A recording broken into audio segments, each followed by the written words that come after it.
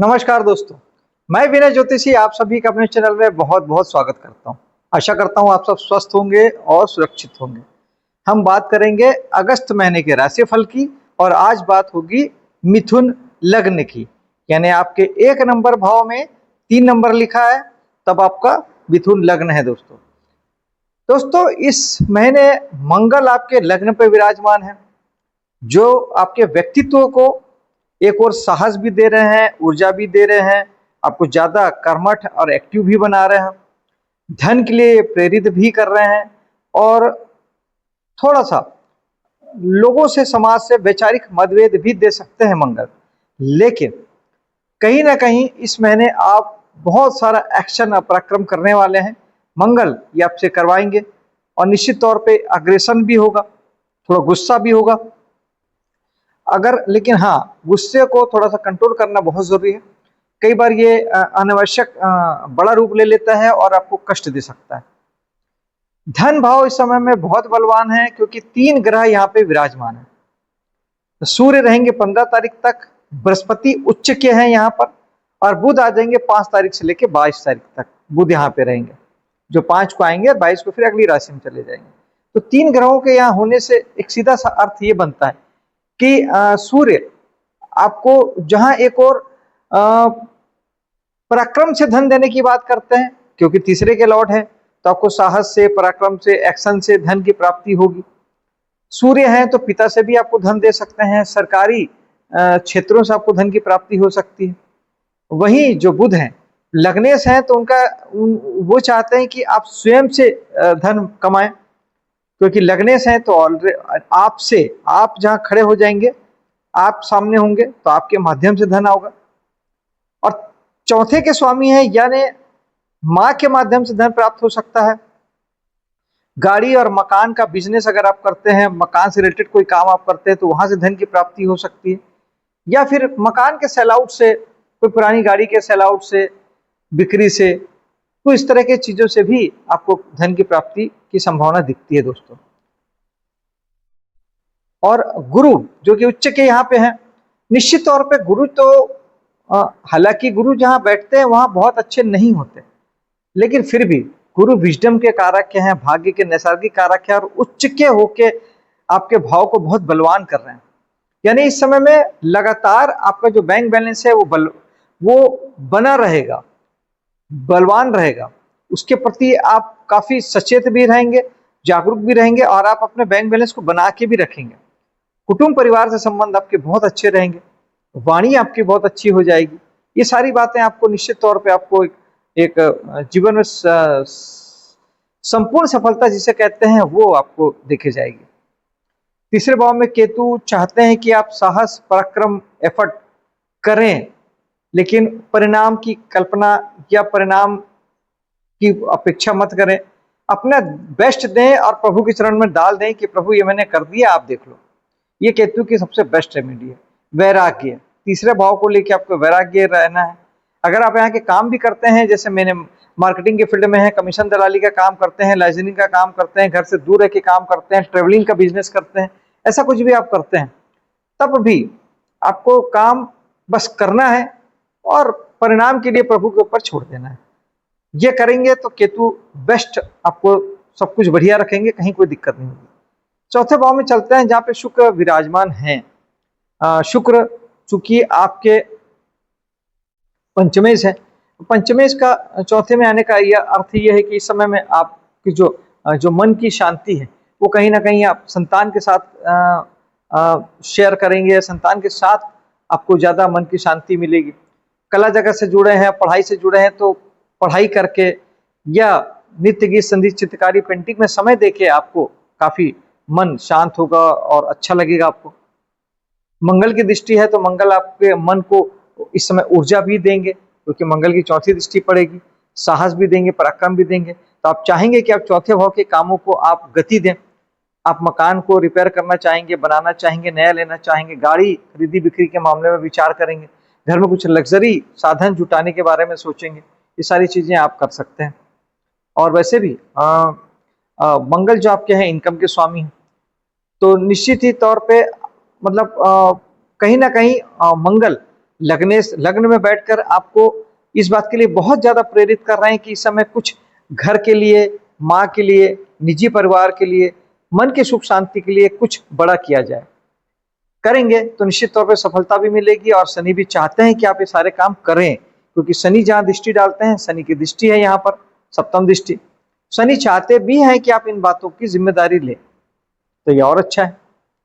पंचम भाव में चलते हैं, जहां के स्वामी शुक्र चौथे में बैठे हैं, यानी इस समय में आपका जो मनोरंजन है, आपको, क्योंकि हमारा पंचम भाव मनोरंजन का होता है, वो कहीं ना कहीं वो घर पे ही आपको कुछ ऐसा होगा कि घर पे आप अच्छा फील करेंगे, आपको घर पे ही आनंद आएगा।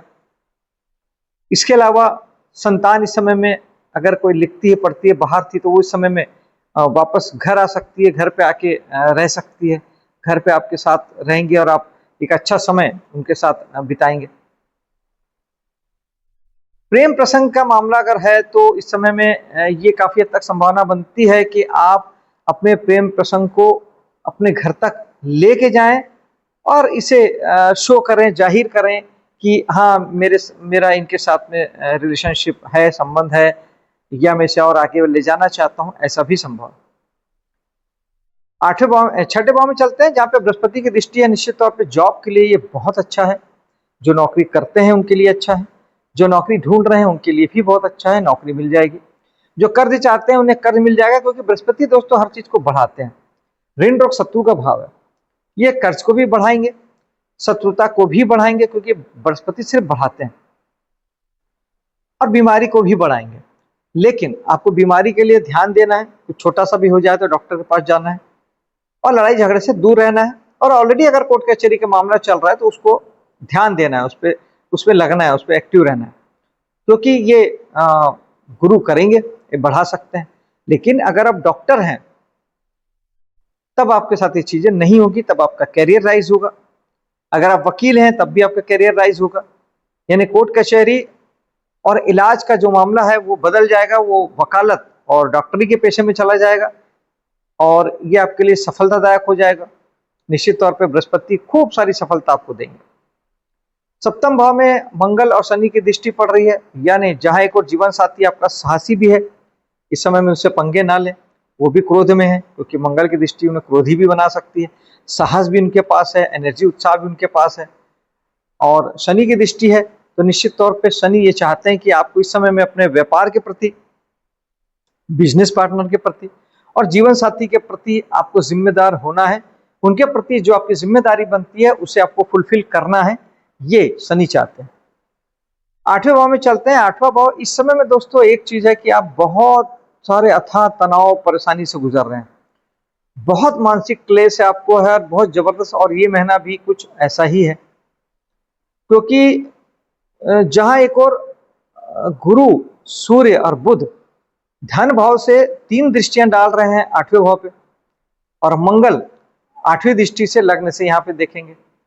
तो एक सर्वप्रथम तो यह है कि अपने, अगर आप यहाँ के काम करते हैं तब तो उतनी दिक्कत नहीं आएगी, आपको ये सारे ग्रह, सूर्य मान सम्मान देंगे, बुध वाणी कौशल देंगे, मंगल ऊर्जा देंगे, बृहस्पति सफलता देंगे।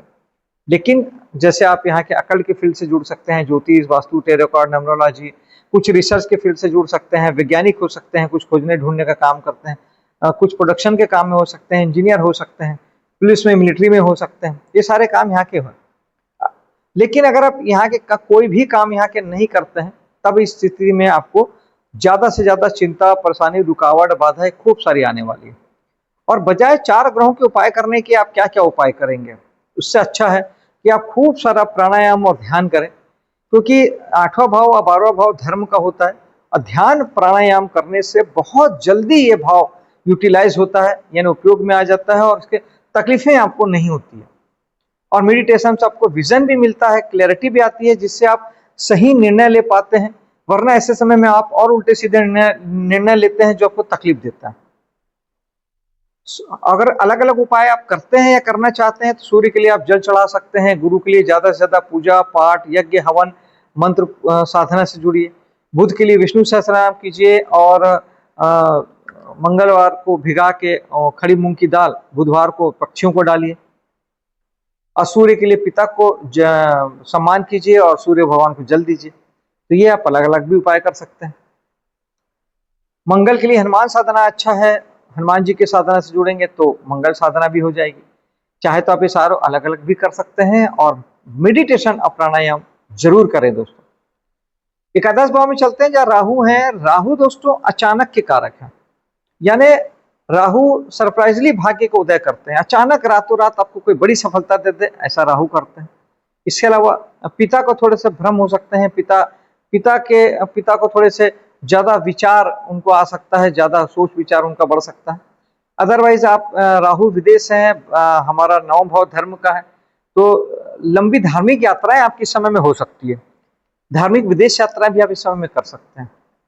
ये अपने एजुकेशन को गति देने का समय है। जो लोग हायर एजुकेशन लेना चाहते हैं उनके लिए बेस्ट टाइम है। जो लोग उच्च शिक्षा के लिए विदेश जाना चाहते हैं या घर से दूर जाके पढ़ना चाहते हैं उनके लिए भी बेस्ट टाइम है। राहु पूरा सपोर्ट करेंगे, आप घर से दूर रह के आप हायर एजुकेशन लें, क्योंकि राहु बड़ा भी है, राहु विदेश भी है, तो दूर जाके बड़ी पढ़ाई करना है, दोनों काम के लिए राहु बहुत अच्छा है। धर्म के क्षेत्रों में आप आगे बढ़ सकते हैं और ये भी हो सकता है कि इस समय आपको अपने धर्म से विचलन पैदा हो, अपने धर्म से आपको दिक्कतें आए और आपको दूसरे का धर्म आपको प्रभावित करे, ये भी संभावना राहु देते हैं। राहु के लिए भी मेडिटेशन सबसे बेस्ट उपाय है और सरस्वती माता की पूजा राहु के लिए की जाती है। सूखा नारियल बहते जल में बहाना राहु के लिए अच्छा उपाय है। दसम भाव में चलते हैं जहां शनि विराजमान है। शनि एज यूजुअल हर महीने मैं आपको बताता हूं, शनि चाहते हैं कि आप हार्डवर्क करें। मान सम्मान प्रसिद्धि के लिए बेस्ट समय है। बृहस्पति अपनी उच्च राशि से यहाँ पर नवम दृष्टि से देखेंगे तो निश्चित तौर पर आपको जबरदस्त मान सम्मान प्रसिद्धि भी मिलेगी, कार्यों में अप्रतिम सफलता मिलेगी और आप बहुत आगे बढ़ेंगे। और शुक्र की दृष्टि आपके कार्य क्षेत्र में आपको सुख सुविधा लग्जरी प्रदान करेगी और कहीं ना कहीं से आप जीवन में सर्वाधिक सफल होंगे, ये भी निश्चित है। और हो सकता है कि आप अपने जो आपका मनोरंजन जगत से जो लोग जुड़े हैं, किसी भी प्रकार से आप लोगों को एंटरटेन करते हैं या हीलिंग मोडालिटी से जुड़े हैं, लोगों को किसी प्रकार का प्राकृतिक चिकित्सा से या चक्रा हीलिंग से, इस तरह किसी चीज से आप लोगों को हील करते हैं, तो इसे आप इस समय में कमर्शियली आप एडॉप्ट कर सकते हैं। आप इसे अपने व्यापार के तौर पे भी यूज कर सकते हैं। एकादश भाव में चलते हैं, जाके स्वामी मंगल लग्न में बैठे हैं, यानी इस समय इनकम कहाँ से होगी? आपके माध्यम से होगी। इस समय में निश्चित तौर पे आप ही प्रायोरिटी में है। पैसा कमाने के लिए आप जैसा चाहेंगे, जितना चाहेंगे उतना पैसा आप कमा सकते हैं, आपको आगे आना होगा। और 12वें भाव में चलते हैं, जहाँ शनि की दृष्टि ये बताती है कि आपको थोड़ी हेल्थ पे ध्यान देना चाहिए। विदेशों से जुड़े हैं तो अपने कामों में आपको हार्ड वर्क करना चाहिए। अगर हॉस्पिटल उद्योग से जुड़े हैं, योगा टीचर हैं, तो आपको मेहनत ज्यादा करना है। और अगर आप ये सब यहाँ के काम नहीं करते हैं तो उस समय में शनि खर्च को बढ़ाने वाले भी साबित होंगे। तो निश्चित तौर पे बढ़ा हुआ खर्च आपके लिए बहुत सारा चिंता भी लेके आएगा, क्योंकि अष्टमें शनि है। और निश्चित तौर पे पिता को लेके भी आप परेशान हो सकते हैं और उनके पीछे भी आपको खर्च करने पड़ सकते हैं। शनि के लिए 12वें भाव के लिए शनि के लिए उपाय करना बहुत जरूरी है।